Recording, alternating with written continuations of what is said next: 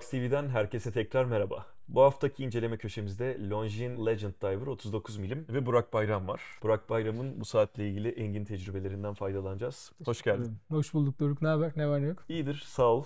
Kolumda böyle bir saat varken biraz daha iyiyim aslında.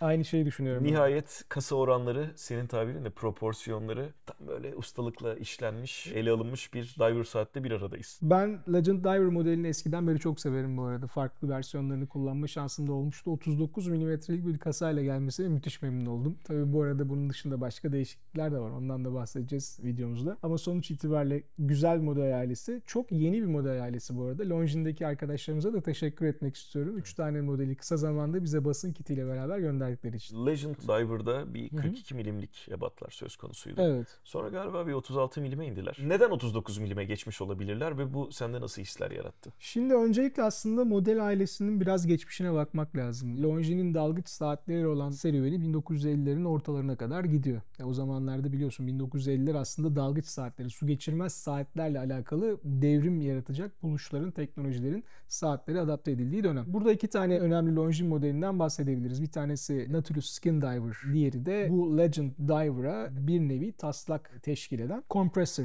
Diver. O da Ref 7042 olarak geçiyor. Bugün kolumuzdaki saat ve diğer Legend Diver modelleri aslında 7042 referanslı Longines Super Compressor modelinden ilham alıyor. Longines Legend Diver serisini 2007 senesinde yeniden yorumluyor. Şimdi bahsettiğim modellere geliyoruz. İlk başta 42 mm olarak çıkıyor. Hatta tarihli ve tarihsiz olarak iki seçeneği var. Benim o zamanlar özellikle o dönemlerde hemen hemen bütün saatlerin tarihi üretildiğini düşünecek olursak Longines'in orijinal modeli sadık kalarak bir tane tarihsiz modelle yapmış olması çok hoşuma gitmişti. Daha sonra 36 mm kasa çapı da ek bir opsiyon olarak model ailesine kazandırılıyor. Saat kullanıcılar açısından bakıldığında unisex bir model gibi durmakla birlikte Longines'in basın lansmanlarında, iletişimlerinde, reklamlarında, kampanyalarında genelde hep kadın modellerin bileğinde sunulduğu için bir kadın modeli olarak geçiyor aslında bakacak olursak. 36 mm modelleri de bu arada fuarda inceleme şansım oldu. Şimdi 42 ile 36 mm arasında ciddi bir boşluk var. Yani 42 fazla büyük, 36 da fazla küçük kalıyor. Fazla büyük demeyelim aslında. O da o günün koşulları içinde çok tercih Evet. edilen ve ideal ölçü olarak nitelendirilen bir değerdi. O zaman öyleydi, evet. Ama bugün biraz daha, yani çok seviniyorum bu arada bu duruma. Saatlerde bir küçülme trendi, bir akımı olduğu için 39 milim, yani şu anda baktığımızda ya bunun doğrusu buymuş. Zamanında 42'ye de doğru diyorduk. Şimdi 39'a doğru diyoruz. Doğru. Yarın öbür gün acaba 45'lere tekrardan doğru deme ihtimalimiz var mı? Yok. Ona O konuda ama şüphelerim var benim. kesinlikle ben bir daha asla onlara dönmem. Şimdi şu da var. Bazı şeylerin daha iyi olduğunu görebilmeniz için onların sizin önünüze sunulması lazım. Şimdi tarihli ve tarihsiz Legend Diver seçenekleri var. Tarihe ihtiyaç duyan ya da tarihin olmasına hoşlanan Doruk Çelebi onu isteyebilir. Burak Bayram ise tarih göstergesi olmasın daha iyi der. Şimdi araya gireceğim. Tarih özelliğinin dalış saati standartlarında bir önemi var. Sen oraya tarih koyduğun zaman bu sefer o ISO 6425 dalış saati standartlarına uyabilmek için her markörün orada süperluminovalı bir indis de aynı zamanda yerleştirmen gerekiyor. Doğru. Tarih koyduğun zaman bu sefer o standartlara uyamayabiliyorsun. Birçok marka tarih penceresinin yanına, sağına, soluna bir yerine de bir markör bırakır. 39 mm'lik bir Longines Legend Diver yapılıp önümüze koyana kadar biz 42 ila 36 mm arasındaki seçeneklere bakmak durumundaydık. Ama şimdi 39'u görünce ne kadar güzel olduğunu düşündüm. Sonuç itibariyle ben özellikle son zamanlardaki downsizing trendiyle birlikte bunu hem modelin tarihi geçmişi açısından hem dönemsel detayların doğru aktarılması açısından son derece yerinde bir tercih olarak görüyorum. Bence 39 mm'lik Longines Legend Diver 2007'den bu yana üretilmiş tüm reissue, remake Longines Legend Diver'lar arasındaki en iyi model oldu diyebilirim. Şimdi bir detay daha var. Saatin çapını 42 milimlik modele göre kısaltmışlar. Dolayısıyla saatin uzunluğu da bir miktar azalmış ki ben her zaman bundan yanayım zaten. Kısa saatler bilekte çok daha konforlu duruyor. Yalnız saatin kalınlığına oynamamışlar. Longines'in web sitesindeki değere göre 12.7 milimlik bir kalınlık söz konusu. Ama ben bunda bir rahatsızlık hissetmedim. 300 metre su geçirmezlik değerinde göz önünde bulundurduğumuzda bu tarz bir kalınlık değerine ihtiyacımız var. Şimdi markanın bize sunduğu model isminde bir kompresör diver ibaresi yer alıyor. Bu kompresörle ilgili bir takım detaylar vardır bize anlatacağın diye tahmin ediyorum. Kompresör tarzı dalgıç saatlerinin en belirgin özelliklerinden bir tanesi dönebilen dalgıç bezelinin ön camın altına yerleştirilmiş olması ve bu bezelin döndürülebilmesi için kasada bir tane daha kurma kolunun bulunması. Yani dışarıdan baktığınızda bir saate kompresör diver, kompresör dalgıç saati geçiyorsa eğer bu iki birbirine bağlı unsuru arayabilirsiniz. İçte camın iç kısmında kadranın üstüne yerleştirilmiş bir dönebilir bezel ve bu bezeli hareket sağlayan ikinci bir kurma kolu. Bu yöntemle, bu yaklaşımla üretilmeyen birçok diver Doğru. saat mevcut zaten Evet. piyasada. Bunlar su geçirmezliklerini de hala koruyorlar. Dolayısıyla bu tarz bir sistemi bana şu anda yani 2023 yılı teknolojisiyle bir avantajı var mı? Yoksa bu sadece tarihsel bir mühendislik detayına yapılmış bir atıf mı? Bence tarihsel mühendislik detayına yapılmış bir atıf. Yani şu an ben bunun bir avantajı olduğunu düşünmüyorum. Dezavantajının ise kullanıcıya değil üreticiye yönelik olduğunu düşünüyorum. Çünkü ekstradan bir kurma kolu daha açıyorsunuz kasaya. Bu kasanın tasarımını ve o kurma kolunun bileşenlerini suya dayanıklı yapmanız anlamına geliyor. Bu ek bir maliyet, ek bir proses. Aynı zamanda çok fazla tercih edilmeyen bir yöntemi kullandığınız için eğer outsourced parçalar alıyorsanız yani bileşenler içinde dışarıdan tedarik ettiğiniz parçalar varsa bunlar da sayıca çok az olduğundan dolayı muhtemelen maliyetlerinizi yükseltecektir. Dolayısıyla kullanıcı için bence tarihsel önemi olan hoş bir detay, nostaljik, retro bir özellik öyle söyleyeyim. Ancak üretici için bence maliyetleri yükselten bir detay diye düşünüyorum. Bir de sağ tarafta çift tepenin olması bende biraz daha böyle mühendislik üzerine çalışılmış, Aynı şeyi düşündüm. teknik ve sportif görüntüsü artırılmış bir imaj oluşturdu kafamda. Öte yandan tarih özelliğinin olmamasını bu sefer sana katılıyorum. Ben de olumlu bir özellik olarak Güzel, değerlendiriyorum. sevindim. Ya çünkü işte koleksiyondaki saat sayısı arttıkça bu sefer artık yani saatin işlevselliğinden ziyade işte hikayesi, tasarımı, Evet. koldaki hissiyatı bunlar daha ön plana çıkmaya başlıyor. Saatin içinde Longines yani Swatch Group bünyesindeki ETA ile ortaklaşa geliştirdiği ve Longines'in L888 model ailesinden bir kalibremiz yer alıyor. 72 saat güç rezervi var. Yine 25.200 titreşimde çalışıyor saatte. Longines orada yine aykırı duruşunu sergiliyor. Zaman tutma hassasiyetiyle ilgili zaten Swatch Group'un güncel modellerinde hiçbir problemle karşılaşılmıyor. Benim Doruk'un söylediklerine ekleyeceğim birkaç tane detay var. Kendim çok beğenerek izledim bunları, incelediğimde gördüm. Öncelikle saatin iki tane kurma kolu birbirinin tam olarak simetriği. Birbirinden daha uzun, yüksek, kalın, geniş değil. Ve aynı seviyede yandan bakıldığında aynı seviyede yer aldığı gibi karşıdan bakıldığında da aynı yükseklikte yer alıyor. Yani tarihsiz kadranla yakalanan mükemmel simetri kurma kollarına da yansımış vaziyette. Bu çok hoşuma gitti. Bunun dışında kalibre L888 kronometrik bir kalibre. Kronometre standartlarında. Kapağın arkasında yazıyor bu detay. Önünde yazmıyor. Böylece saatin sade görüntüsünün de korunması çok hoş olmuş. Yoksa özellikle kendi fiyat bandında kronometrik bir mekanizmayı kadranda belirtmek son derece yapılabilir ve bence haklı gördüğüm bir durum.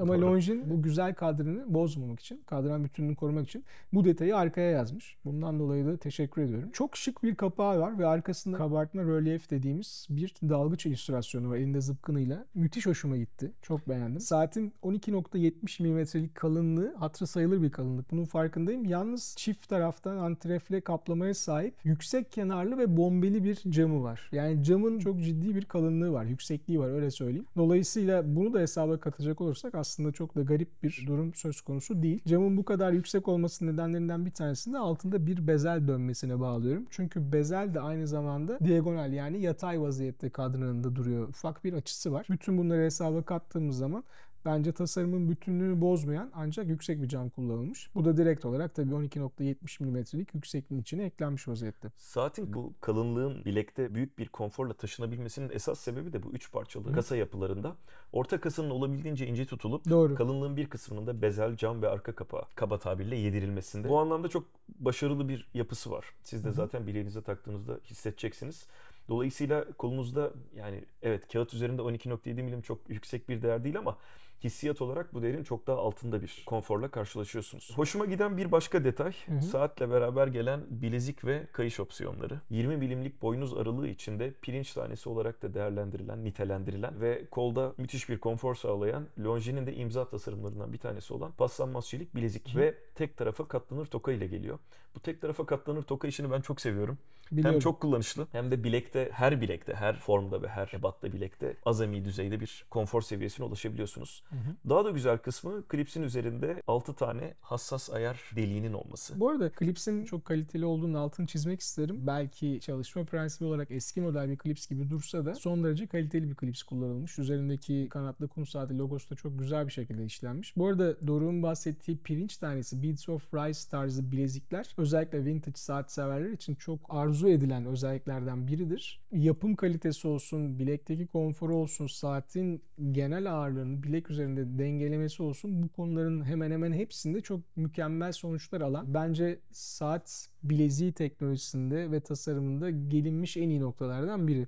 Bunun Longines Legend Diver serisinde bir opsiyon olarak sunuluyor olması çok hoşuma gitti. Opsiyon demişken 2 tane kadran rengimiz var. Bir tane siyah, bir de mavi. Benim kolumda siyah var. Şu an burada da mavi seçeneğimiz duruyor bilezikli vaziyette. Mavi seçeneği bileziğin ve kahverengi deri kayışın yanı sıra mavi renk NATO kayışla da alabiliyorsunuz. O da şu an Doruk'un bileğinde. Oldukça kaliteli, güzel bir NATO kayışı var. Deri de yine saatin retro karakterine uygun. Eskiyince patini alması kuvvetle muhtemel. Süetle nubuk arası hoş bir deri yapılmış. Evet. Yani saatle beraber sunulan hem kadran rengi hem kayış bilezik seçenekleri hem de kayışlar arasındaki geçişler bence mükemmel. Yani paket olarak 3 farklı karakterde 3 değişik modele ulaşabiliyorsunuz. Hepsi de birbiriyle son derece uyumlu bir konfigürasyona sahip. Saatle ilgili eleştireceğin, yani şurası da şöyle olsaydı diyebileceğim bir nokta var mı? Açıkçası yok. Saatte herhangi bir şekilde bir kusur bulamadım. Değiştireceğim bir yer de yok. Kasa çapını da çok beğendim. 39 mm. Hatta kafamda 37 veya 38 mm nasıl olur diye tasavvur ettim. 38 mm saatlerim var. Yakın zamanda bir 37 mm saat denemiştim. Ama dediğim gibi yani bundan daha iyi olacağını düşünmüyorum. Saatte özellikle söylemek istiyorum. Hiçbir değiştireceğim yer yok. Bunun yanı sıra saatin teknik özellikleri de önemli. Mesela bugün 42 saat güç rezervli bir saat olmuş olsaydı bu, belki 2-3 sene sonra sektör standartları direkt 72 saate ulaştığında demode olacaktı. Ama siz zaten şu an 72 saat güç rezervli bir saat alıyorsunuz. Dolayısıyla bunun uzun yıllar boyunca güç rezerv süresi açısından bir problem çıkartacağını ya da kendisini eski hissettireceğini düşünmüyorum. Aynı zamanda kronometrik sertifikalı mekanizma da bunlardan biri. Paket olarak çok güzel bir Skin Diver Reissue ürünü olmuş. Özellikle vintage tarzı ürünleri yeni, kaliteli, sıfır garantili almak isteyen kullanıcılar için bence biçilmiş kaftan. Videoyu kapatmadan ben de Doruk'a bir soru yönelteyim. Burada birkaç versiyondan bahsettik. Kendi aralarında işte kombinasyonlar yapılabileceğini de düşünerek. Sen hangisini alırdın bunlardan? Zor soru. Yani siyah ve mavi arasında seçim yapmak tamamen kişisel zevklere kalmış ama mavisi çok parlayan bir mavi değil. Güzel yani hatta mavi. Bazı ışık koşullarında çok koyu lacivert, siyahla bile karıştırabilirsiniz. Doğru. Ben olsam maviden yana tercihimi kullanırdım. Özellikle şu an bileğimdeki NATO kayış herhalde sektördeki en kaliteli bir marka tarafından üretilen NATO kayışlardan bir tanesi. Evet. Ama yine de karakteristik duruşundan dolayı bilezikle tercih edip sonrasında ilave bir NATO alma. Hatta 20 milimlik boynuz aralığı çok genel geçer bir ölçü. Evet. Koleksiyonunuzdaki başka saatlerin kayışlarıyla da ya da sonradan satın alacağınız herhangi bir kayışla çok rahat kombinleyebilirsiniz. Dolayısıyla ben olsam mavisinden ve bileziklisinden yana tercihimi yapardım. Sadece bir uyarıda bulunmak istiyorum. Her ne kadar dalgıç saati olsa da desk diver, yani masa başında hayallerde dalış yapanların biz oluyoruz değil mi? Aynen öyle. Daha çok kullanacağı bir saat. Özellikle bileziğin alt kısmındaki parlak bölgede zaman içinde çok fazla kılcal çizik oluşacaktır. Özellikle işte klavye başında bu saati kullanan takipçilerimiz oradaki çiziklerden şikayet ediyorlar. Merak etmeyin, çok kolay, bunlar halledilebilir dertler. Yani yaşam ışık ekliyorsunuz gibi böyle beylik laflar etmeyeceğim ama yani tek saatle ilgili soru işaretim. Acaba bilezik bu kadar parlak değil de biraz daha mı fırçalanmış yüzeyler ağırlıklı olsaydı? Toka aslında sadece klipsteki parlak kısım belki mat olabilirdi. Evet ama o zaman da orta baklalardaki parlaklıkla bir uyum yakalanamayabilirdi. Doğru. Longines tasarımcıları zaten herhalde bizden daha fazla düşünmüşlerdir bu konu hakkında. Kesinlikle, hiç şüphem yok. Pekala. Teşekkür ediyorum inceleme ve yorumların için. Için. Genel olarak galiba senden geçer not aldı saat. Kesinlikle. Alınabilecek bütün notları aldı. Bütün kutuları tikledi yani. Son zamanlarda gördüğüm en güzel Skin Diver versiyonu diyebilirim. Swatch Group ve Longines Türkiye'ye destekleri için tekrar teşekkür ediyoruz ve bir sonraki inceleme videomuzda görüşmek üzere. Hoşça kalın, görüşürüz.